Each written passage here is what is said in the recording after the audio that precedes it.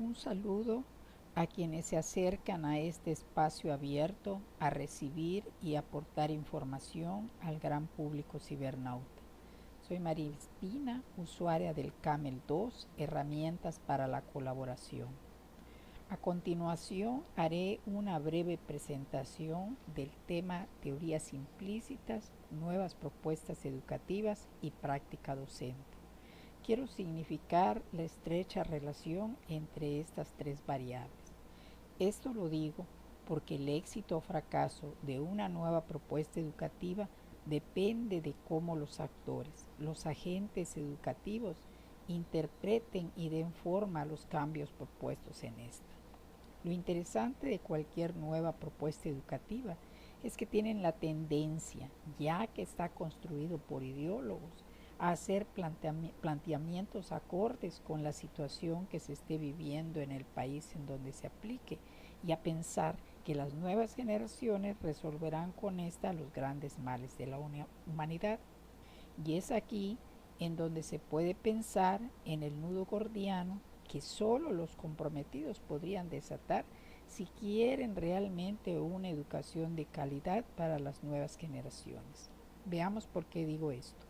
Un ejemplo claro lo tenemos en México con el nuevo modelo educativo obligatorio, en donde los planteamientos curriculares prevén no solo el fin último de este, sino también la articulación entre los niveles educativos y pone énfasis en un enfoque humanista de la educación. Prioriza la escuela al centro y corresponsabiliza a los involucrados del logro previsto en el planteamiento curricular. Los padres tendrían que participar más en la vida escolar, los docentes deberán responder a una mejor preparación, los directivos abordarán los temas relacionados con la pedagogía y no solo administrarán. Las autoridades centrales tendrán que ser respetuosas de las decisiones que se tomen al interior de las escuelas y éstas, a través del Consejo Técnico Escolar, tendrá que asumir la responsabilidad en materia educativa al interior de las mismas.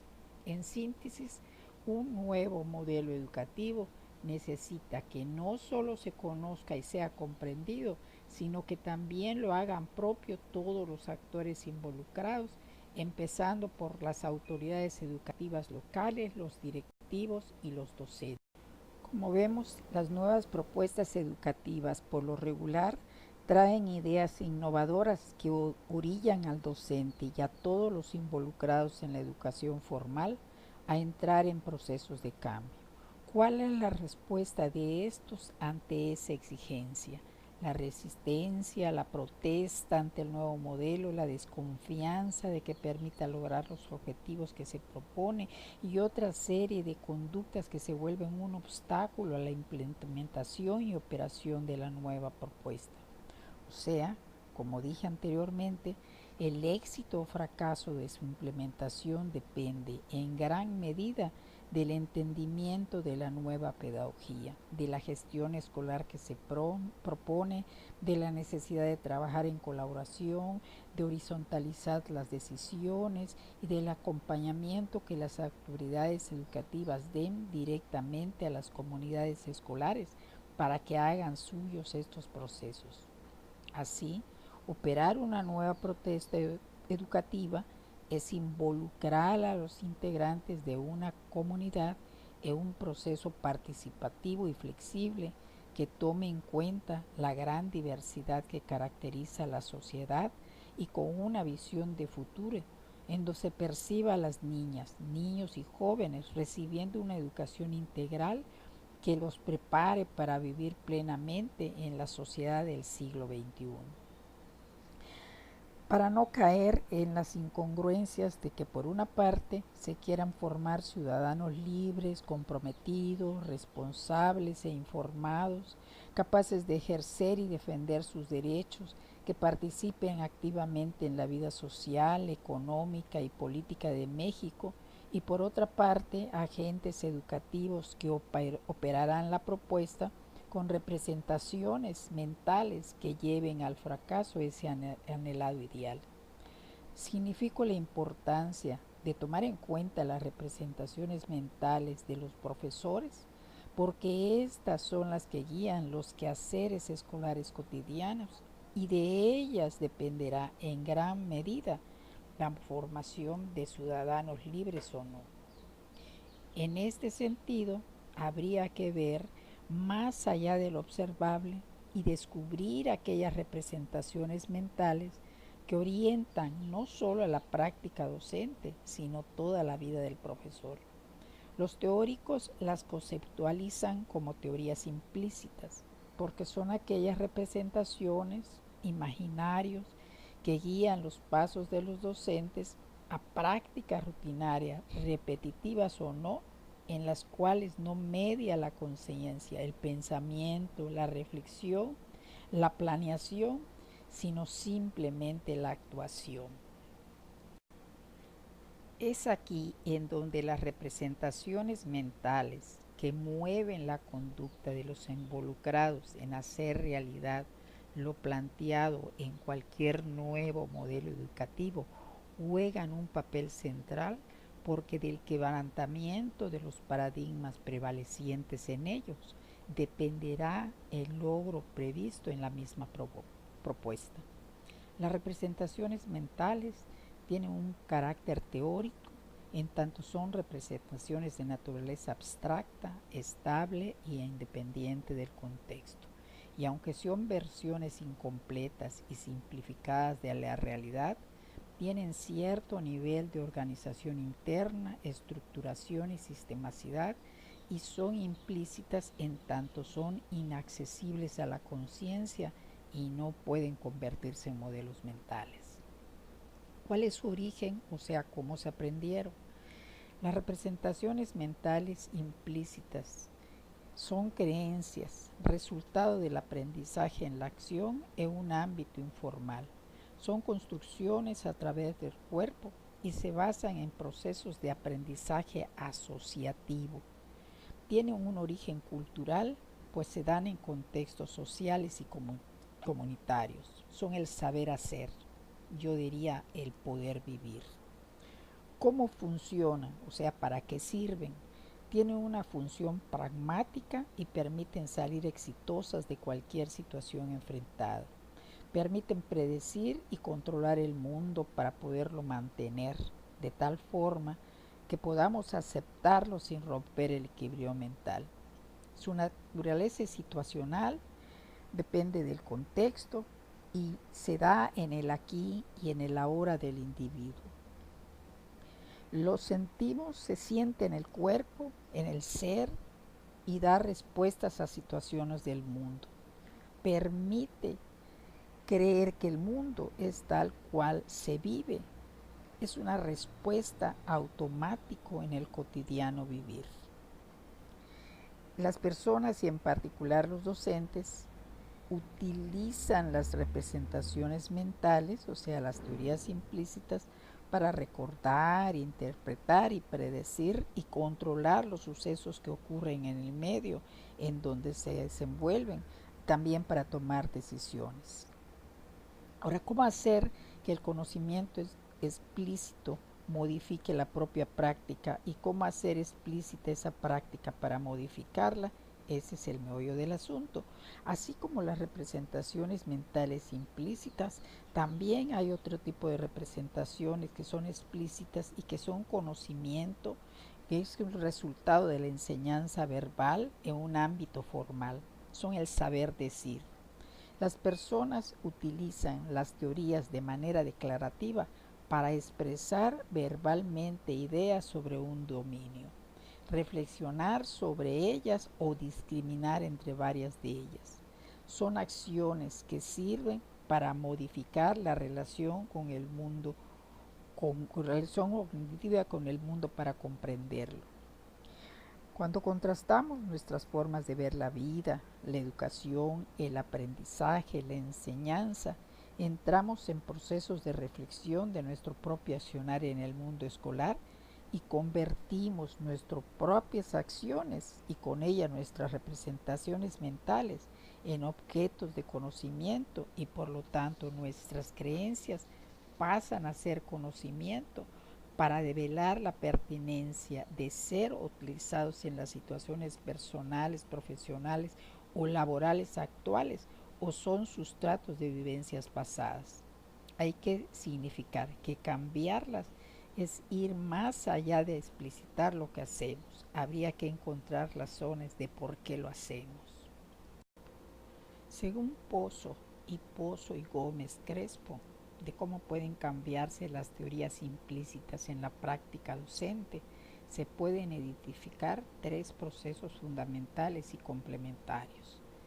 Uno, la reestructuración o construcción de nuevas estructuras representacionales que superen las simples estructuras asociativas de las teorías implícitas, o sea, acudir a teorías científicas que permitan identificar las diferencias entre estas y las propias para que puedan darse cambios en los supuestos epistemológicos, ontológicos y conceptuales desde los cuales interpretar sus situaciones y escenarios para lograr construir nuevas formas de organización y estructuración del conocimiento en los diferentes aspectos sobre cómo se lleva a cabo la formación.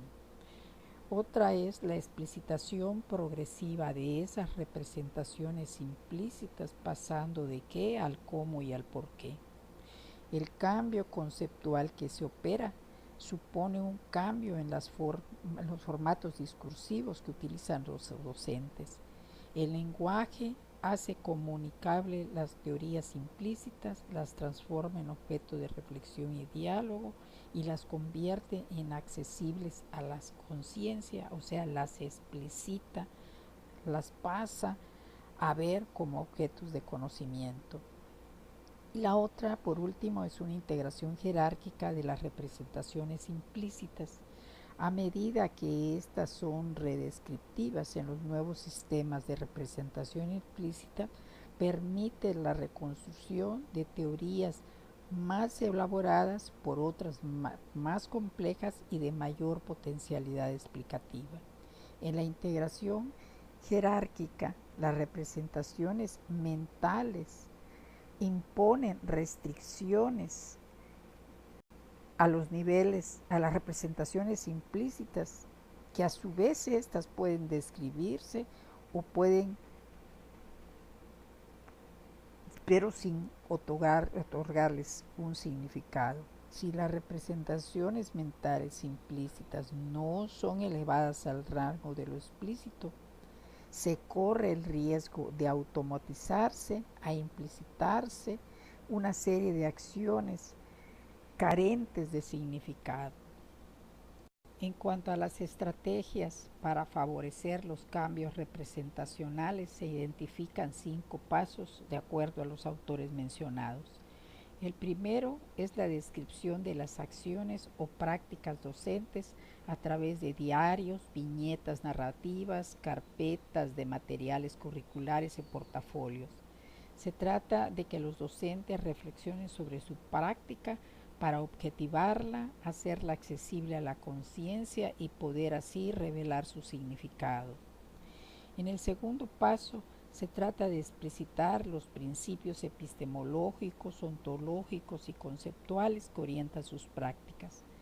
Estas teorías no son directamente accesibles a la conciencia, como ya vimos, por ello los docentes deben inferirlos a través de métodos indirectos y que impliquen tareas con orientación pragmática, como son resolver problemas, realizar predicciones, interpretar textos, situaciones, incidentes críticos, construir metáforas o elaborar mapas conceptuales.